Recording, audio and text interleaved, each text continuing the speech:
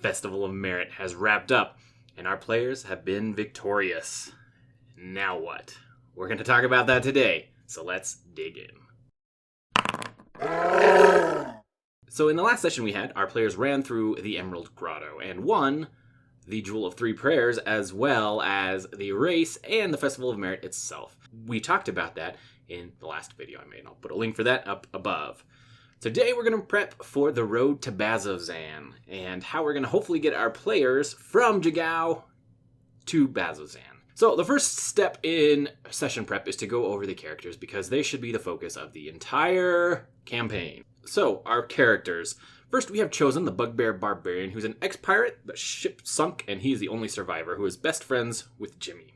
We have Dimitri, our gnome fighter, who's passionate about everything and quick to make friends and enemies. We have Iris, our halfling warlock, who's Luxembourg, but was brainwashed by her parents to worship the Moonweaver. At least that's who she thinks she's worshipping. And next, we have Jimmy, our sea elf druid, and he is your friendly neighborhood boy scout. So, our strong start, we're going to pick up the next morning after the festival. So our players have gone to sleep in the Unbroken Tuscan with their free night's stay. They party pretty heavily into the evening. They're going to wake up to a knock by Elder Usher, who's going to invite them down to breakfast. He's going to discuss the fact that he has seen a change in them, or saw a change in them when they came out of the grotto, and wants to know what exactly happened. He'll also explain to them the vision that he had, which comes straight from the book. So, our scenes. We have the heroic quest, which is Elder Usher's vision. This is coming straight from the book, of course. We'll have a conversation over breakfast, just kind of, thanks again for all you've done for us. We finally won. It's been the first time in 5 years that the Horde has won the Festival of Merit. So thank you so much. Kind of be jovial and whatnot at first, and then he'll transition into the fact that he noticed the change and the vision that he had, and try and encourage the party to head to Bazzoxan to figure out more about the calamity. So I'm hoping here my players kind of ask some questions about the vision itself. I'm hoping they'll ask about Elixian, the Moonweaver, and the Changebringer, as well as the jewel itself. They'll ask Elder Ushru all these questions. He obviously doesn't have answers for everything, which will help encourage them to go to Bazzoxan and maybe get some more answers. Once we've wrapped up breakfast, I'm going to have them go out and maybe shop or whatever they're going to do, but eventually they're going to run into the rival party, who are packing up a wagon for a job that Elder Kolbuk has, who is the Gakthis clan leader, has signed them up for. And it's one that they agreed to before the festival. They were going to do after the festivals. They're packing up to do that, and then they plan afterwards to head straight to Bazzoxan and try and learn more about Elixian, the Moonweaver, the Changebringer, and maybe they can meet up with the party, my party, once they get to Bazzoxan. In my game, the rivals are going to be arriving in Bazzoxan after the party, because I want the party to be the heroes. This is kind of where we veer a little bit from the book. In the book, Io will come and ask them straight up, what did you guys see in the grotto? We only heard mumblings and whatnot, but we've already kind of had that interaction in my game. In the grotto itself, my players told and expressed exactly what happened in the vision to the rival party there. So at this point, Io is just hoping that she can learn more so that she can become a hero like the ones she's read about. Dermot just literally wants to help Elixian. That's his prime motivation in going to Bazzoxan. He's also genuinely concerned about our main characters and their well-being. So Galsariad is hoping to find some sort of ancient magical secret. Irvin just looking for something new and exciting, as well as kind of wants to know what the jewel itself does. And then Maggie is going to originally state that she's just there to protect her new friends, her party, but really she's hoping that this will lead to enough treasure that she can retire and won't have to kill again. So she's not motivated by money, but more so the fact that money will lead her to be able to retire and not have to kill anymore. From there, I'll let the party shop, do whatever they need to do in Jigao, whatever they want to do. We will play it by ear and kind of off the cuff. And then we're going to have them head to the Emerald Loop Caravan stop. So Elder Ushru is going to pull out a map and show them where they need to go. From Jigao to the Emerald Loop Caravan stop, I'm going to have them run a bunch of encounters. So I kind of rolled for these. There's a table in the book where you can roll for the encounters, and I rolled for the order. I want them to do all of the encounters, and then we're going to sort of repeat one of them. So we're going to do 5 before they get to the caravan stop, and then 4 after. So the first encounter that they're going to have on the road is a lucky break, where they spot a Gloomstalker's corpse, and they can go and get some information about Gloomstalkers and how to kill them. It kind of provides some hints as far as fire goes. So I want to put this out first, because eventually they're going to run into a Gloomstalker itself, and they'll see a couple of them when they're in Bazzoxan themselves. So I wanted to get this one out of the way first. There is also potential in the book if the rival party is going first that they can find Irvin's ring. I'm not going to do that. The next one they're going to have is Moorbounder Mayhem, when there's a Moorbounder rider who's scout who is screaming for help. He and his mount have been encircled by bristling Moorbounders.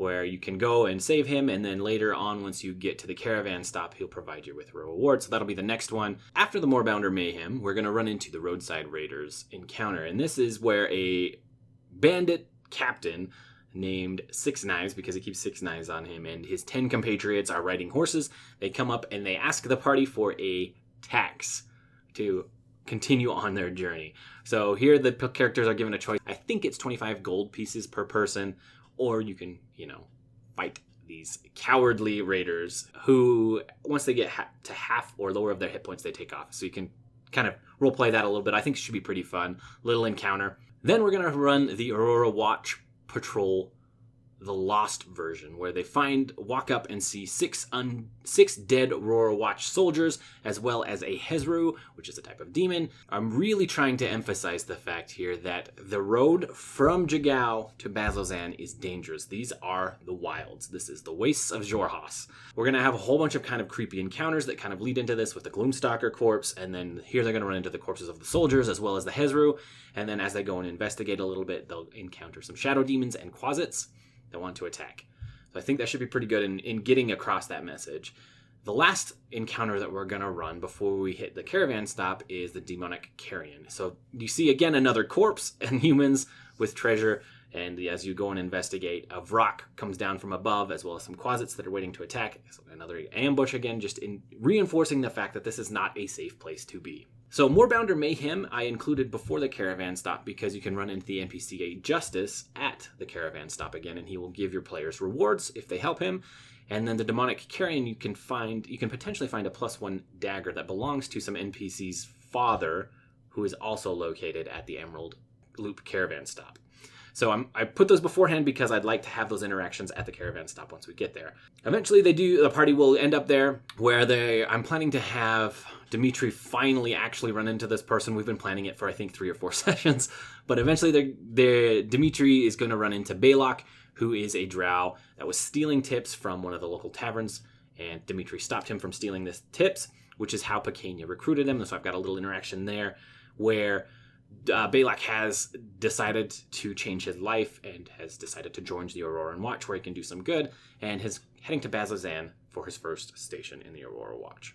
Then there's a couple of other interactions I wanted to make sure I highlighted. There's Gaia, who is cooking food and can give them a little extra bonus. Tyvek and Magra are the ones who are willing to trade a +1 battle axe for the +1 dagger if our party happens to find that dagger at the demonic carrion encounter. It's their fathers who happen to be killed by the Udak.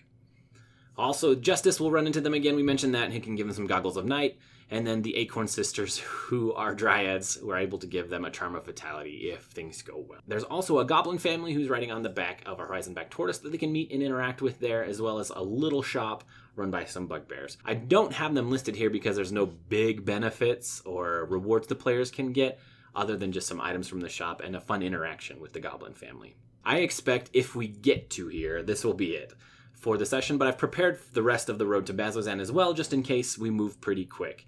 So from Bazzoxan, we're going to run the Crushed Wagon encounter, where there's a merchant's wagon that's been tossed over. You can find a key, and you also find a chest in the wagon that contains some goodies, as well as some will-o-wisps, which are not so fun. From there, we're going to run the Ill Omen encounter, which the party is at night. Whoever is taking watch is going to notice Ruidus, one of Exandria's moons, change, and they will all be cursed for 24 hours, which will kind of be interesting. And then the next day, I'm going to run this Aurora Watch patrol in battle, where the Auroran Watch soldiers are battling a Hezru.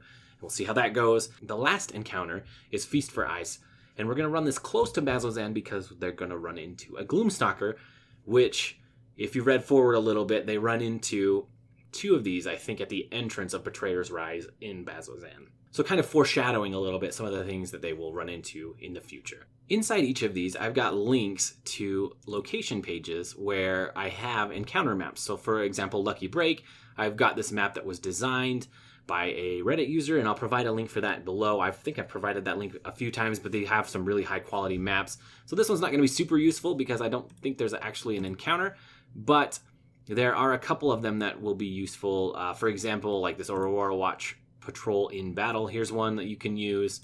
I doubt we'll run through all of this, but I've got it all prepared just in case. My party so far has been really quick on some things and is not so quick on others, so we'll see. There's a lot of encounters here with battles, so that my guess is we'll probably end as we get to the Emerald Loop Caravan. we may do some interactions there. We'll see. It's good, better to be over-prepared than under-prepared, in my opinion. Secrets and clues. Here are some that I'm carrying over from our last session because they didn't ask about Sihanine, the Moonweaver, and the Changebringer of Andra. So these are here just for quick reference for me. And then NPCs, we've got the Jigao Elders again. We have the Rival Party, of course. And then from Jigao to the Emerald Loop Caravan Stop, we have Justice, who is the Moorbounder rider, who is surrounded by bristling Moorbounders. And then we've got Six Knives, who will be the bandit captain, who will ask the party for their tax. Once we get to the Emerald Loop Caravan Stop, we've got Justice again, but then we've also got Baylock, who is the one that Dimitri encountered, and then we've got the Cruz Krenner Goblin family. Monsters! This is just a quick reference for me in case I need to click on it here and instead of the encounter pages listed above. So in the Moorbounder Mayhem, we have the Bristled Moorbounder, we've got a bandit captain, warhorse bandits riding horses. In the Lost version of the Aurora Watch Patrol, there's the Shadow Demon Quasit. In the Demonic Carrion, there's a Vrock and a Quasit. Road to Bazzoxan, so this is after they've stopped at the Caravan. There is the Will-O-Wisps, a Hezru, and a Gloomstalker. Treasure, so not a ton of treasure going from Jigao to Bazzoxan, but there are a few things that our party can pick up potentially. The first is the +1 dagger from the Udok's body, and then later on in the Caravan they can trade that for the Battle Axe. You can also get the Goggles of Night from Justice, and you can also get a Charm of Vitality if things go well with the Dryads in the camp.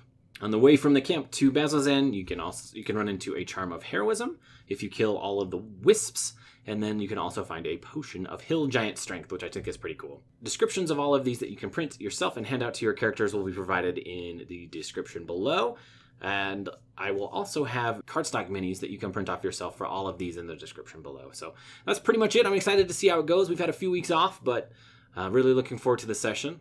Anyway, that's it. Thank you guys for watching. I appreciate it. If you enjoyed the video, don't forget to comment. Let me know how your party's doing, how things are going. I really, truly do appreciate that. And we'll see you in the next one.